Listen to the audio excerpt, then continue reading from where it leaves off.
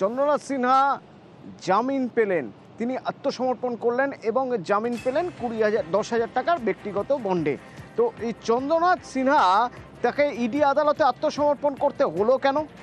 রনক রয়েছে আমার সঙ্গে ফোনে। রনক, একেবারেই গত সপ্তাহে ইডির তরফ থেকে যে চার্জশিট দেওয়া হয়েছিল সেখানে কিন্তু উল্লেখ ছিল কারামন্ত্রী চন্দ্রনাথ সিনহার নাম, এবং রাজ্যপালের অনুমতি পাওয়ার পরই কিন্তু ইডির তরফ থেকে কোর্টে মুভ করা হয় এবং চন্দ্রনাথ সিনহাকে ইডির বিশেষ আদালত নির্দেশ দিয়েছিল যে আগামী 12ই সেপ্টেম্বরের মধ্যে তাকে হাজিরা দিতে হবে, এবং ঠিক তার আগেই আজ ব্যাংশাল আদালতে সশরীরে হাজিরা দেন বোলপুরের বিধায়ক চন্দ্রনাথ সিনহা, এবং ইডির তরফ থেকে তাকে হেফাজতে নেবার জন্য 7 দিনে হেফাজতের আবেদন করা হয় ব্যাংশাল আদালতে, এবং তারপরই চন্দ্রনাথ সিনহার আইনজীবীর তরফ থেকে জামিনের আবেদন করা হয়। ইতিমধ্যে সওয়াল জবাব শোনার পর বিচারকের তরফ থেকে নির্দেশ দেওয়া হয় 10,000 টাকার ব্যক্তিগত বন্ডে কারামন্ত্রী চন্দ্রনাথ সিনহাকে জামিন দেওয়া হয়, এবং কিছু শর্ত রয়েছে।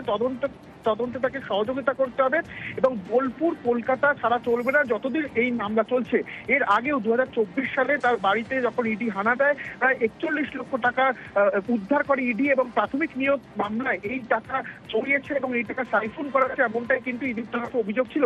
তারপরই কিন্তু বোলপুরের বিধায়ক এবং কারামন্ত্রী চন্দ্রনাথ সিনহার নাম জড়ায় প্রাথমিক নিয়োগ দুর্নীতি মামলায়, এবং ইডির বিশেষ আদালতের তরফ থেকে আগামী 12ই সেপ্টেম্বরের মধ্যে তাকে হাজিরার নির্দেশ দেওয়া হয়েছিল আদালতে, এবং আজ তিনি সশরীরে 11:15 নাগাদ ব্যাংশাল আদালতে এসে হাজিরা দেন। ইডির তরফ থেকে 7 দিনে হেফাজত চাওয়া হলেও সওয়াল জবাব শোনার পর বিচারকের নির্দেশ 10,000 টাকার ব্যক্তিগত বন্ডে তাকে জামিন দেওয়া হয়, এবং তদন্তের পূর্ণ সহযোগিতা করতে হবে। যতদিন এই মামলা চলবে বোলপুর এবং কলকাতা ছেড়ে তিনি বাইরে যেতে পারবেন না, এবং এই মামলার পরবর্তী শুনানি আগামী 16ই সেপ্টেম্বর ধার্য করা হয়েছে। ধন্যবাদ রনক।